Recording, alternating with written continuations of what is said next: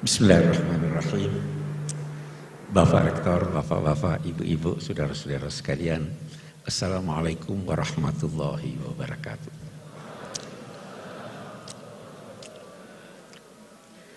Berbahagia saya dapat bertemu, dapat berbincang, dapat belajar dengan Bapak-Bapak dan Ibu-Ibu sekalian. Saya tidak ingin mulai sebelum berkomentar tentang ayat yang dipilih tadi. Tadi dibacakan wa ma Muhammadun illa rasul qad khalat min qablihi rusul afa in mata aw qutila qalabtum ala aqabikum wa may yanqalib ala aqibaihi fala yadhurrullaha syai'a. Ayat ini pelajaran buat kita. Ayat ini turun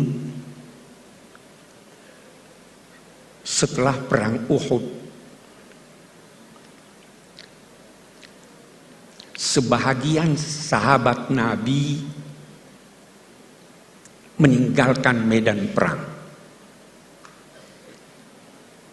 Bahkan diduga ada yang goncang imannya sehingga meninggalkan Islam. Turun ayat ini.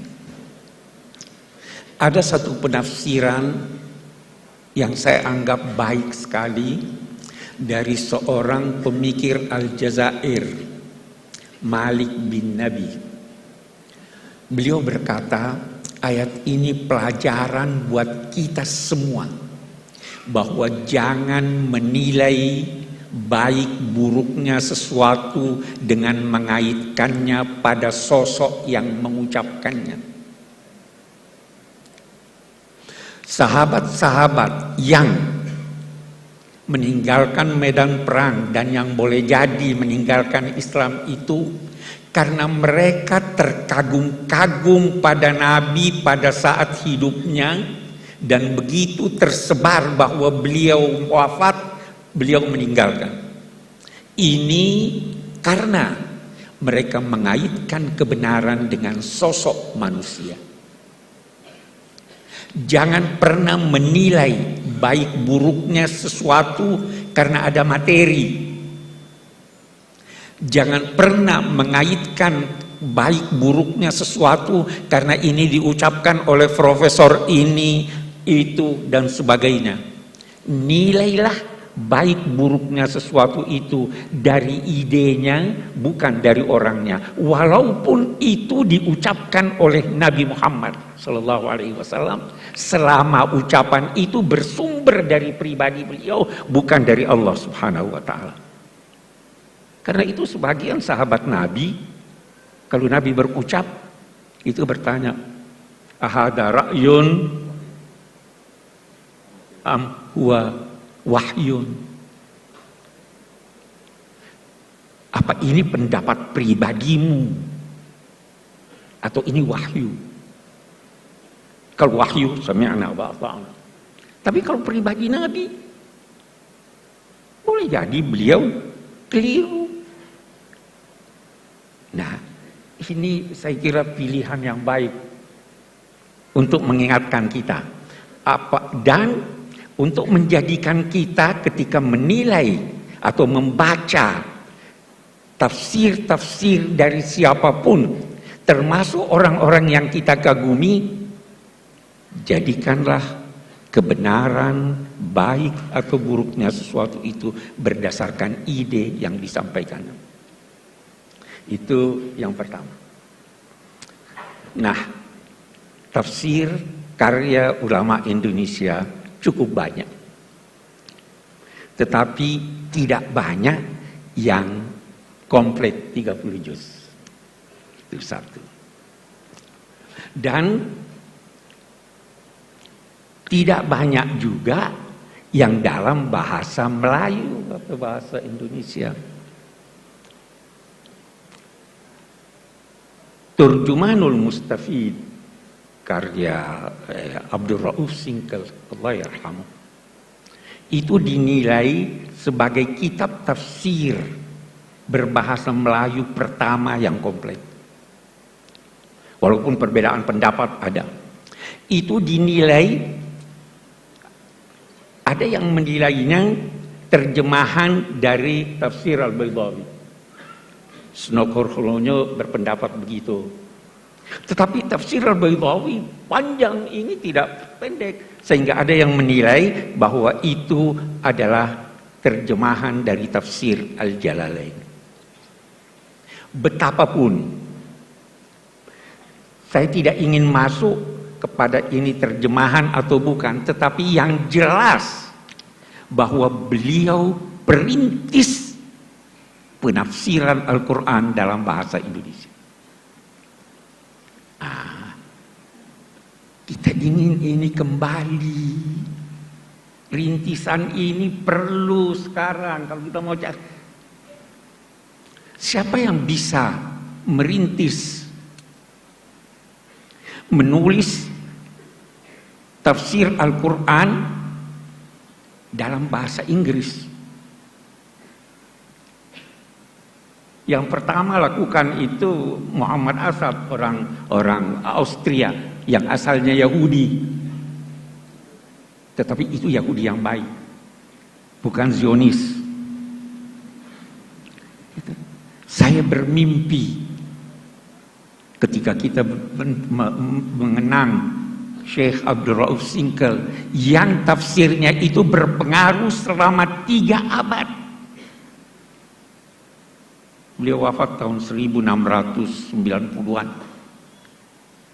Saya bermimpi ada tafsir yang bisa memperkenalkan Indonesia bahwa ini dalam bahasa Inggris.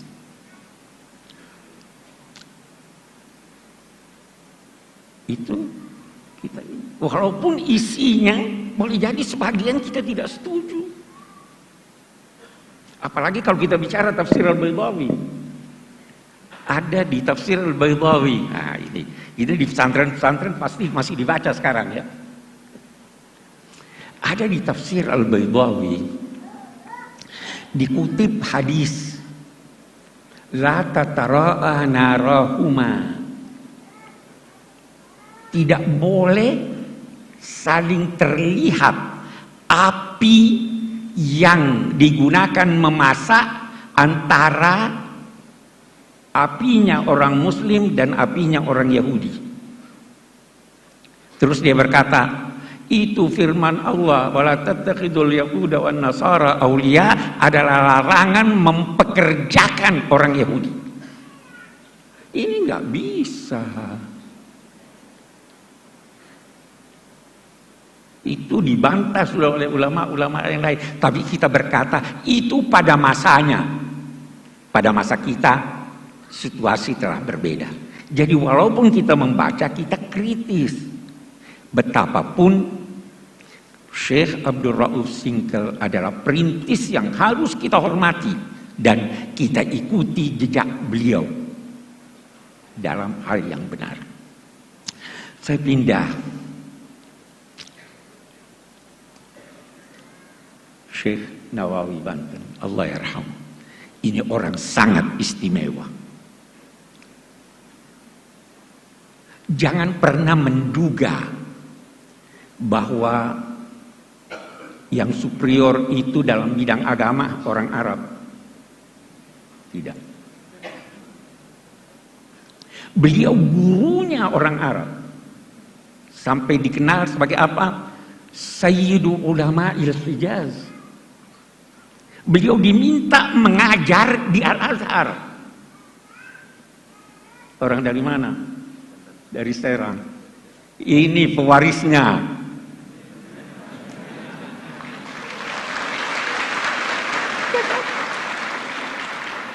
Terus sebabnya saya selalu bilang, ini perlu didorong ini.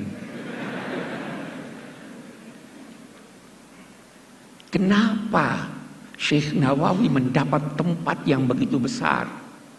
Kalau kita baca tafsirnya, saya itu terkagum-kagum baca nama tafsirnya dan mukaddimahnya. Rahasianya ada di sana. Nama tafsirnya Marah lagi. Marah itu atau marah itu tempat istirahat.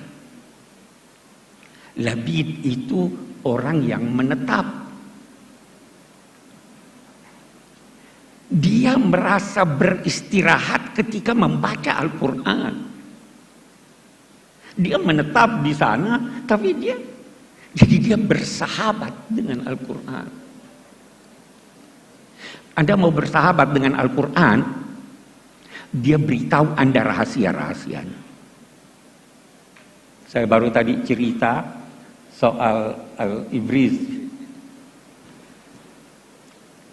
almarhum ayah sahabat karib saya, Gus Mus. Itu pernah, menurut ulil albab, pernah ada satu orang memimpikan beliau. Itu saya ada tulis di tafsir saya, ada kesalahan, perbaiki. Melalui alam gaib dia kirim kemari pesan. Dan ternyata diperiksa. Itu kenapa? Karena bersahabat dengan Al-Quran. Nah, kita kembali kepada Syekh Nawawi Banten. Di mukaddimahnya beliau berkata, Amarani ba'dul a'izzah an aktubah fi tafsiril Qur'anil Majid. Saya diperintah, bukan diminta. Lihat tawadhu'nya, rendah hatinya. Saya diperintah oleh orang-orang mulia untuk menulis tafsir Al-Quran. Fataraddadtu zamanan tawilan. Saya ragu. Kenapa ragu, wahai imam?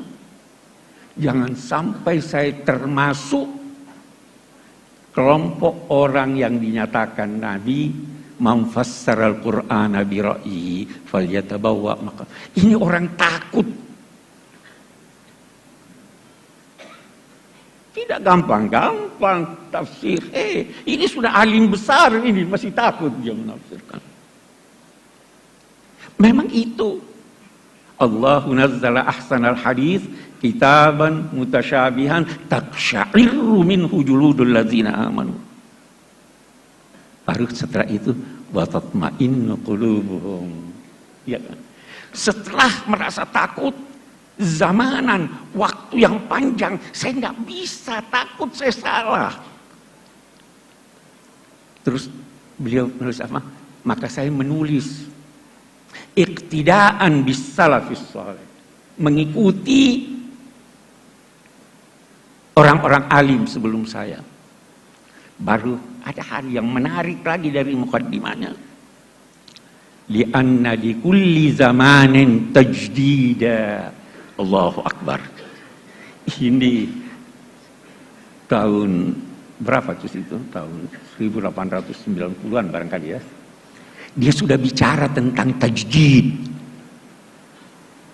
Setiap zaman, kenapa dia mau tulis? Saya tulis sekarang. Karena setiap zaman memerlukan tajdid. Itu di mukaddimahnya. Tajdid itu bukan berarti memberikan sesuatu yang baru. Tidak harus baru. Sesuatu yang lama tapi sudah terlupakan, itu tajdid. Kan? Sesuatu yang lama yang perlu tambahan argumentasi walaupun barangnya sama, itu tajdid. Tidak harus selalu yang baru. Sekian banyak pendapat-pendapat ulama lama yang sampai sekarang itu bagus sekali. Apalagi sebagian ulama kita itu punya istilah al-fiqhul iftiradi. Bagaimana kalau begini? Itu bahasanya belum terjadi, mereka sudah bayangkan. Itu berguna buat kita. Nah, ini yang dilakukan oleh Syekh Nawawi.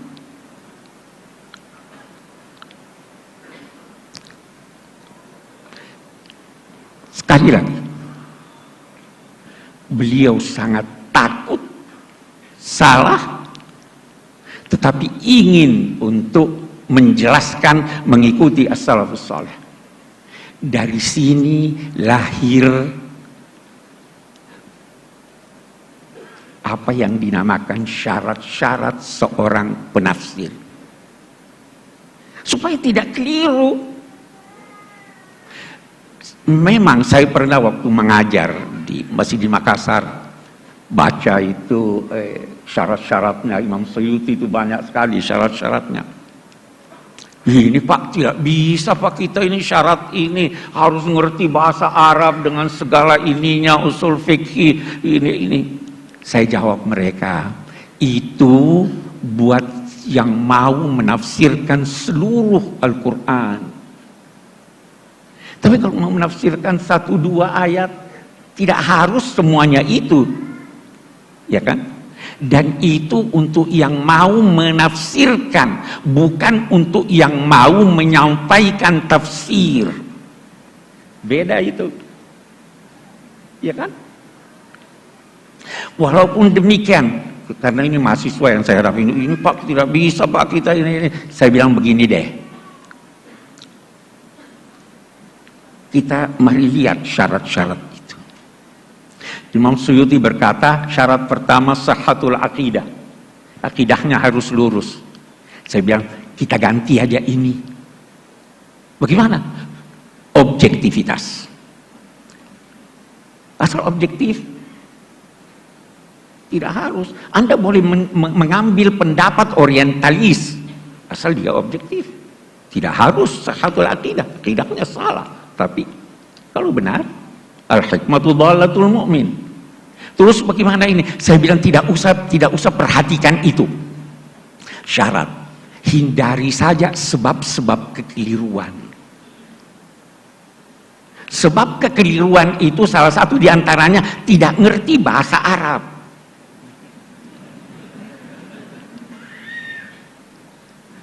Atau menerjemahkan kata dalam bahasa Arab dari kamus-kamus modern. Itu bisa salah.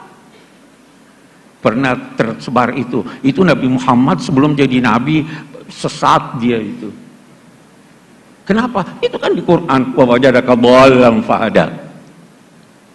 Dhal itu bukan berarti sesat. Tidak menemukan kebenaran itu juga dhal namanya.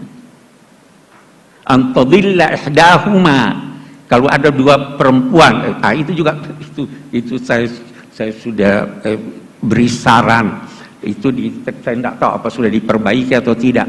Itu ayat yang menyatakan fa illam yakuna rajulaini farajulun wa imra'atan antadilla.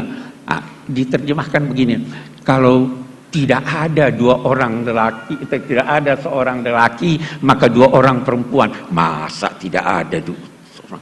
Kalau bukan, beda enggak? Kalau bukan seorang lelaki, maka dua orang perempuan. Takut jangan sampai salah satu dari perempuan itu lupa, tubillah. Ya kan beda sudah ini. Tidak ngerti bahasa Arab. Ini bagus nih. Terjemahan artinya. Karena tidak mungkin Al-Quran itu dialih bahasakan. Mengalih bahasakan bahasa Jawa ke bahasa Indonesia aja tidak mungkin. Terlalu kaya bahasa Jawa. Ya. Apalagi Al-Quran, kita terjemahkan maknanya. Tapi jangan keliru. Di sini Al-Baqarah diartikan apa? Sapi betina. Kenapa betina? Karena ada tak marbuta. Itu bukan tak marbuta yang menunjukkan perempuan atau jenisnya. Itu jenis sapi. Ada yang liar, ada yang ini jantan atau tidak. Itu Baqarah. Kawan. Tapi kekeliruan kita itu. Jadi sebentar kita akan bicara lebih banyak tentang itu. Yang penting Yang penting jangan pernah menduga sekali lagi bahwa kita bangsa Indonesia tidak mampu melebihi bangsa-bangsa lain walaupun yang bahasa ibunya bahasa Al-Quran. Sekali lagi buktinya kita mampu asal kita mau belajar. Kita bisa. Bahkan sampai sekarang saya anggota Majlis Hukama Al-Muslimin, pimpinan Syekh Al-Azhar. Itu majlis ini memerintahkan, meminta agar mereka yang jadi ditugaskan dari Al-Azhar, dari Abu Dhabi, itu ke Indonesia mempelajari apa? Bagaimana toleransi di Indonesia. Orang belajar sama kita toleransi. Kita mampu. Mudah-mudahan pemilu ini tidak membuktikan kita tidak mampu bertoleransi, ya kan? Tapi kita mampu. Orang mempelajari Pancasila. Itu terkagum-kagum. Bagaimana bisa bukan negara agama, bukan juga negara sekuler. Itu ulama-ulama kita tuh yang. Jadi kita mampu. Yang penting kita mau untuk itu. Kita sekali itu kalau kita bicara Syekh Nawawi, panjang kalau kita mau bicara tentang beliau. Tapi saya kira yang saya ingin garis bawahi bagaimana tawadhu beliau, bagaimana rasa takut beliau, bagaimana kesungguhan beliau di dalam menafsirkan Al-Quran sehingga mampu memberi bekas yang sangat besar dalam pemikiran umat Islam khususnya pada masa lalu. Mari kita lihat lagi yang lain. Tafsir itu adalah penjelasan tentang maksud firman-firman Allah sesuai kemampuan manusia. Kemampuan manusia bertingkat-tingkat. Kecenderungan manusia bertingkat-tingkat. Berbeda-beda. Sehingga corak tafsir itu berbeda-beda, bahkan bisa jadi ada penafsiran antara satu dengan yang lain itu sedemikian berbeda sehingga bisa dinilai bertolak belakang. Jangan cepat-cepat mempersalahkan. Saya beri contoh. Apa artinya nikah? Itu kita baca itu ayat. Wala tankihu ma nakaha aba'ukum minan nisa. Nikah itu akad atau hubungan seks. Kalau saya berkata nikah itu akad, maka seorang ayah yang berhubungan seks dengan seorang wanita, lalu wanita itu hendak dikawini oleh anaknya, boleh atau tidak? Boleh, karena dia tidak menikah. Tapi kalau kita berkata bahwa nikah itu adalah hubungan seks, berlawanan kalau nikah. Kalau dia sudah menikah walaupun belum berhubungan seks, sudah tidak boleh. Jadi kita harus mentoleransi ini, silahkan. Banyak sekali hal-hal semacam itu. Tapi ada hal yang menarik. Ada hal yang menarik. Dari tafsir-tafsir berbahasa Indonesia ini, ada yang jelas sekali nuansa Indonesianya. Tafsir Buya Hamka itu jelas sekali nuansa Indonesianya. Sajak-sajak dalam bahasa Indonesia, ya toh. Bahasa Indonesianya indah. Contoh-contohnya itu yang kita kenal di Indonesia. Saya di Tafsir Al-Misbah, belum habis waktu saya. Saya di Tafsir Al-Misbah ada menulis tentang mathalu kalimatin thayyibah kasyajaratin thayyibah. Perumpamaan kalimat thayyibah la ilaha illallah itu adalah seperti pohon yang baik. Asluha sabit wa far'uha fis sama. Akarnya menghunjam ke dalam, kokoh. Cabangnya naik, menjulang ke atas dan menghasilkan buah yang banyak. Banyak ulama, termasuk saya yang mengutip ini, mengatakan itu pohon korma. Tapi pernah lihat pohon korma? Tidak semua kita pernah lihat pohon korma. Bagaimana kalau kita tafsirkan, terjemahkan itu dengan pohon kelapa? Bisa saja. Itu sangat Indonesiawi itu. Ya kan? Itu corak tafsir. Kita ingin problema-problema kita carikan solusinya di dalam Al-Quran. Salah satu kritik terhadap kitab-kitab tafsir yang lama adalah memberikan solusi terhadap problema mereka, bukan problema kita. Di sini perlunya tajdid. Kita punya problem. Al-Quran turun untuk itu. Apa itu? Kana nasu ummatan wahidah fa ba'atsallahu an-nabiyyina mubasysyirin wa mundzirin wa anzala ma'ahumul kitab liyahkuma bainan nasi fi maktalaf. Alkitab itu turun untuk memberi putusan tentang perselisihan manusia. Ulama itu bertugas menyelesaikan problem, bukan menjadi problem. Ya. Itu tugas kita. Ini yang kembali lagi saya kepada Imam An-Nawawi tadi. Ini tajdid. Tajdid sudah didengungkan jauh sebelum Kiai Ahmad Dahlan. Sudah dicetuskan ulama, itu lanjutan dari ini, kita tajdid ini. Tapi dasar ulama-ulama yang begitu tekun menulis tafsir tahunan.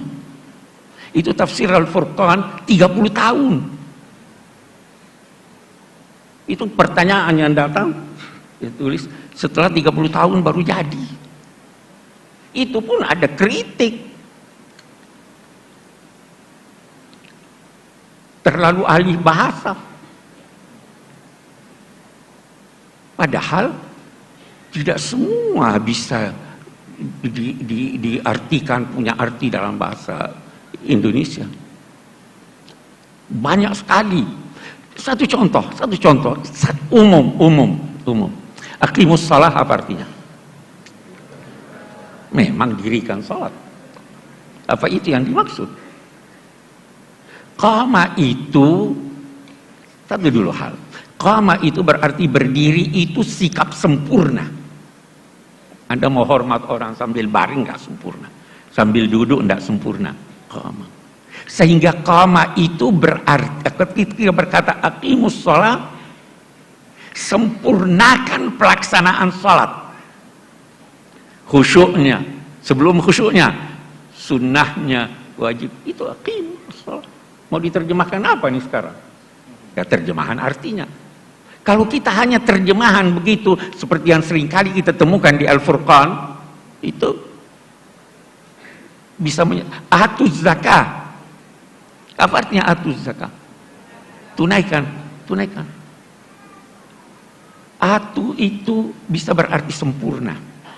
Atu itu bisa berarti antar. Atu itu bisa berarti sesuatu objeknya yang baik.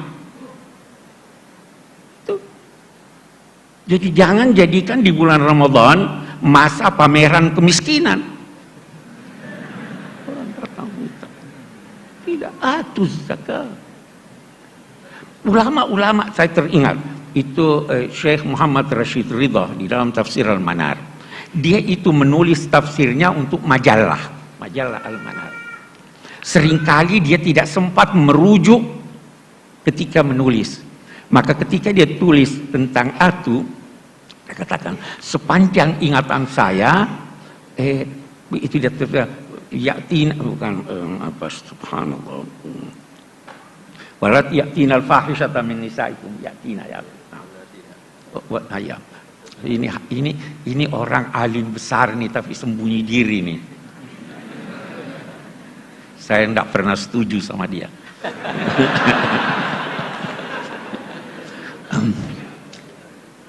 Dia katakan Atu itu untuk sesuatu yang buruk, yatina, sesuatu yang buruk, yatina al-fahisha. Rashid Ridha kita hormat, tapi karena tidak hati-hati dia salah. Apa buktinya salah? Kenapa ada yatina min kulli fajjin amir? Haji baik. Syekh Sya'rawi, ini ulama besar Mesir, Allah yarham. Anda tahu, dalam usia 82 tahun baru dia tahu persis apa arti atia. Ini. Qad balagtu minal umri atia. Saya tidak tahu persis apa artinya, kecuali setelah saya ke London, saya berobat. Waktu saya berobat, dokter bilang, ini tidak ada obatnya lagi. Vitamin tidak berguna, operasi tidak berguna. Anda telah mencapai usia yang penyakit Anda ini sudah sedemikian besar karena usia sehingga tidak diobati. Terus dia berkata, oh inilah yang dimaksud qad balagtu minal umri itiya. Itu baru tahu tuh. Jangan malu berkata saya tidak tahu. Ya kan? Nah ini, itu kalau kita bicara tentang kosakata banyak sekali itu. Seringkali orang keliru, tidak memperhatikan hubungan antar ayat. Ini ada hubungannya dengan itu. Seringkali orang tidak memperhatikan itu. Syekh Rashid Ridha, kita bicara Rashid Ridha, itu indah sekali. Dia itu paling suka kritik ulama. Itu Syekh. Imam Suyuti dinamainya Hatibul Lail. Hatibul Lail itu artinya orang yang kumpul kayu bakar di malam hari, dia tidak bisa bedakan ini kayu atau bukan. Dia himpun aja. Ya. Semuanya dia kritik. Tapi ketika sampai pada gurunya, dia beda pendapat, tetapi sangat halus. Dia carikan pembenaran. Saya ingin jadikan ini sebagai contoh bagaimana orang harus menghormati guru. Ya, kita ambil sisi positifnya. Nah, saya beri contoh Anda. Quran itu singkat padat. Terkadang dia tidak sebut lagi satu kata karena sudah ada isyarat pada kata yang lain. Saya beri contoh.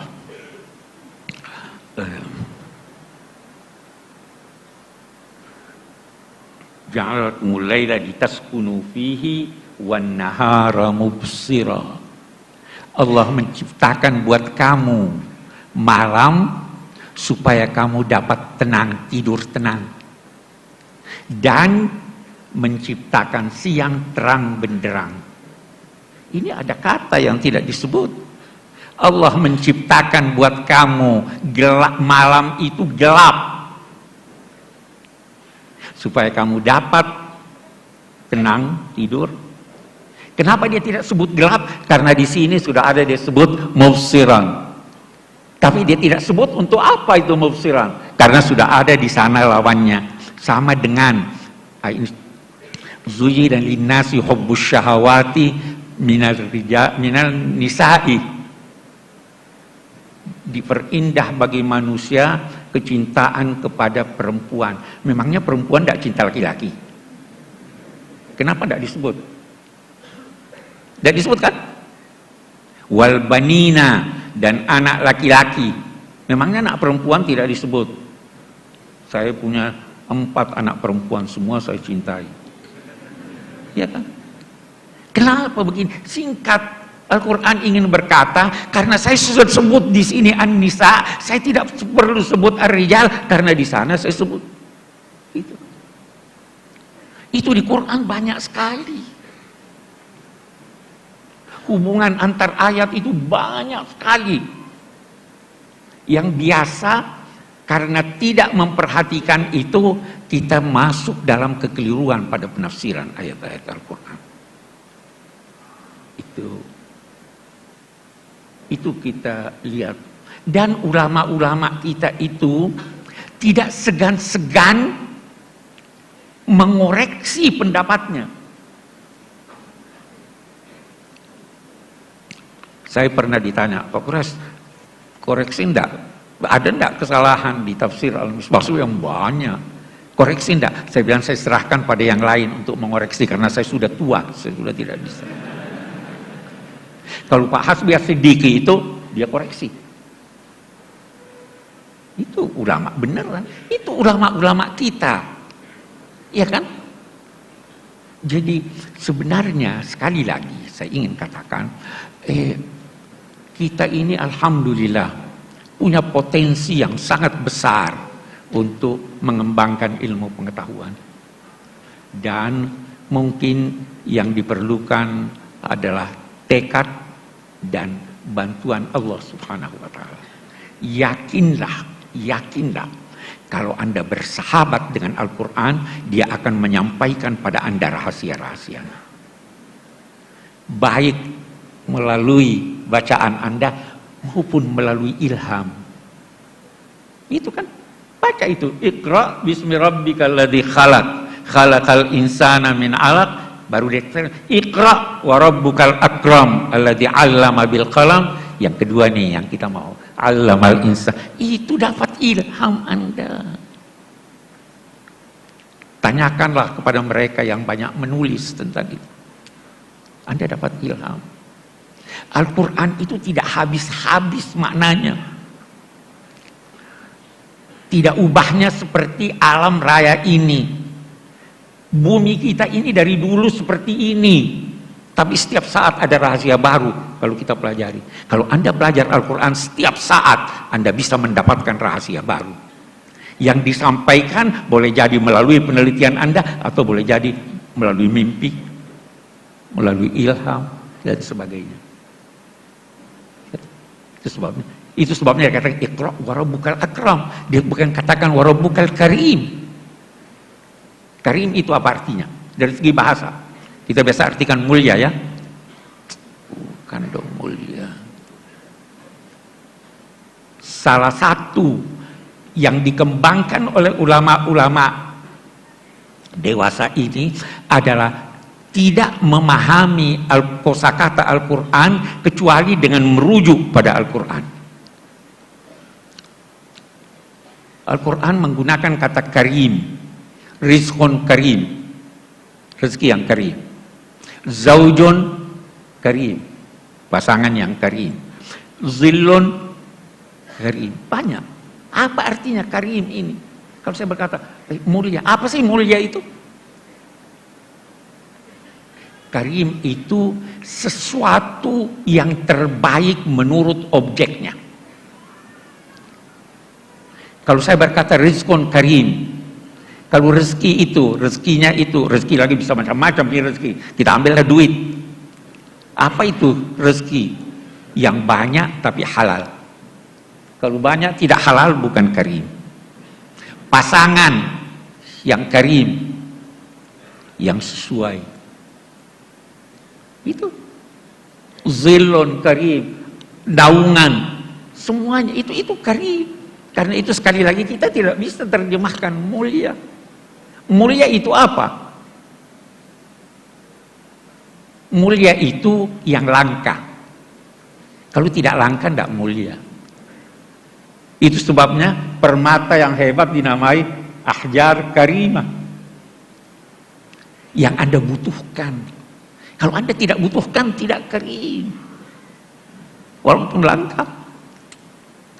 Apalagi yang sulit terjangkau.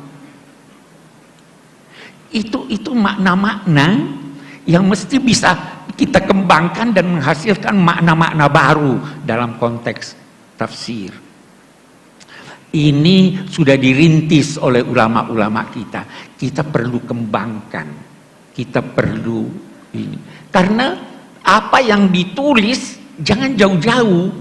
Yang ditulis di Departemen Agama punya, yang disusun itu masih banyak kesalahan yang kita temukan. Boleh jadi kesalahannya karena belum ditemukan dari segi ilmiah. Boleh jadi juga kesalahannya karena kedangkalan pemahaman kita terhadap Al-Quran. Ada. Sekarang pun masih terus diupayakan untuk merevisi itu. Apa yang salah. Banyak. Jadi, ya saya bicara sudah terlalu panjang. Saya kira saya cukupkan sampai di sini. Assalamualaikum warahmatullahi wabarakatuh.